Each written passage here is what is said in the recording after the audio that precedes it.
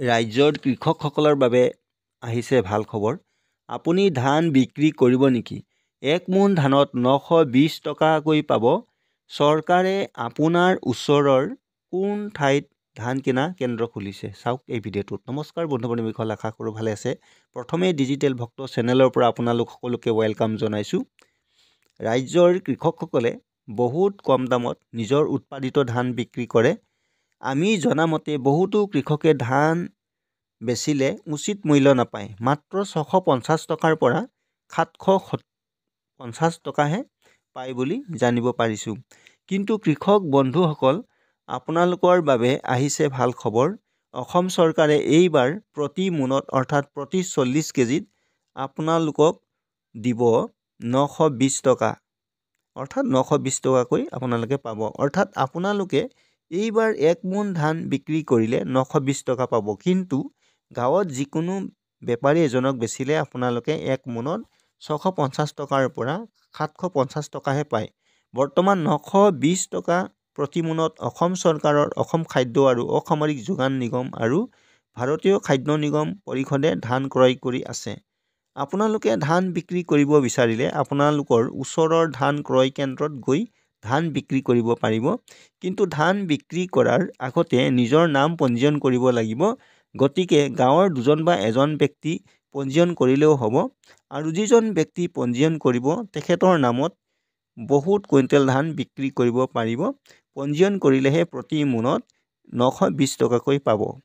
প্ৰত্যেক জিলাতে ধান ক্ৰয় কৰা কেন্দ্ৰ চৰকাৰে খুলিছে। অসম খাদ্য আৰু অসামৰিক যোগান নিগম আৰু ভাৰতীয় খাদ্য নিগম পৰিষদে উল্লেখ কৰা মতে ধুবুৰী জিলাৰ গোলকগঞ্জ, SSB বালাজান, পাগলাহাট, টাকিমাৰী, গৌৰীপুৰ, চাপৰ, বেলগুৰি, বহলপুৰ, দতমা,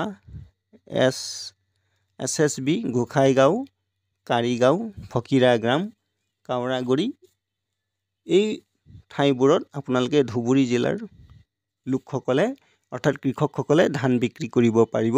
চিৰাং জিলাৰ কাজলগাঁও, ৰঙিয়াখাটা আৰু বড়ো বজাৰত আপোনালোকে চিৰাং জিলাৰ লোকসকলে ধান ক্ৰয় কেন্দ্ৰত গৈ বিক্ৰী কৰিব পাৰিব। বঙাইগাঁৱত অভয়াপুৰী আৰু মানিকপুৰত ধান বিক্ৰী কৰিব পাৰিব। গোৱালপাৰাত কৃষ্ণাই, মাটিয়া, জলেশ্বৰ, SSB গোৱালপাৰা, ৰংজুলি আৰু লক্ষীপুৰত ধান বিক্ৰী কৰিব পাৰিব। বৰপেটা জিলাৰ বৰমা, হাউলি, চেঙা, SSB খৰভোগ, বৰপেটা ৰোডত বিক্ৰী কৰিব পাৰিব। বজালীৰ লোকসকলে পাঠশালা, ভৱানীপুৰ, খৰাধৰা, জালুকি আৰু পুথিমাৰী নামৰ ঠাইত ধান বিক্ৰী কৰিব পাৰিব। বাক্সা জিলাৰ লোকসকলে মুছলপুৰ, বাগানপাৰা, গোবৰধনা আদিত তেওঁলোকে ধান বিক্ৰী কৰিব পাৰিব। তামোলপুৰ জিলাৰ লোকসকলে তামোলপুৰ আৰু গোৰেশ্বৰত বিক্ৰী কৰিব পাৰিব। নলবাৰীৰ লোকসকলে মৰুৱা, কেন্দুগুৰি, ঘগৰাপাৰা, টিহু, কপলাগুৰি, চামতা আদিত ধান বিক্ৰী কৰিব পাৰিব। কামৰূপ জিলাৰ দদৰা, ৰঙিয়া, ছয়গাঁও, সোণতলী, বকো, SSB চাংচাৰী, বিজয়নগৰ আৰু বাইহাটাত ধান বিক্ৰী কৰিব পাৰিব। কামৰূপ মহানগৰ কৃষকসকলে মালৈবাৰীত বিক্ৰী কৰিব পাৰিব। ওদালগুৰিৰ লোকসকলে টংলা, ওদালগুৰি, হাবিগাঁও, কলাইগাঁও, ভকতপাৰা, SSB টংলা আৰু দৰং জিলাৰ লোকসকলে মংগলদৈ, খাৰুপেটীয়া, ৰামহৰি, দলগাঁও, বৰকলাপাৰা পাৰিব।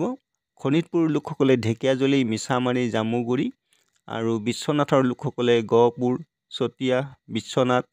মৰিগাঁও জিলাৰ লোকসকলে জাগিৰোড, মনসা, দৌলবাৰী, ভোৰবন্ধা, জালুগুটি, কুশীতলী আৰু নগাঁও জিলাৰ লোকসকলে চাপৰমুখ, ৰূপহী, বটদ্ৰৱা, কুলিয়াবৰ, কঠীয়াতলী, কামপুৰ, ৰহা, মিকিৰগাঁও, বেবেজীয়া, কাছমাৰী, SSB খেনচুৱা আৰু হোজাই জিলাৰ লোকসকলে ভালুকমাৰী, কৰৈগুৰি, নীলবাগান, যমুনামুখ, কাকি, SSB হোজাই, ইটাখোলা, বৰবহা গাঁও, লংকা, পূব ধনিৰাম পথাৰ, মিলিকবস্তি, পূব নন্দপুৰ, ফকীৰাবস্তি, গোলাঘাট জিলাৰ লোকসকলে বোকাখাট, গোলাঘাট, দেৰগাঁও, গৰৈমাৰী, সৰু পথাৰ, SSB ফৰগাটিং।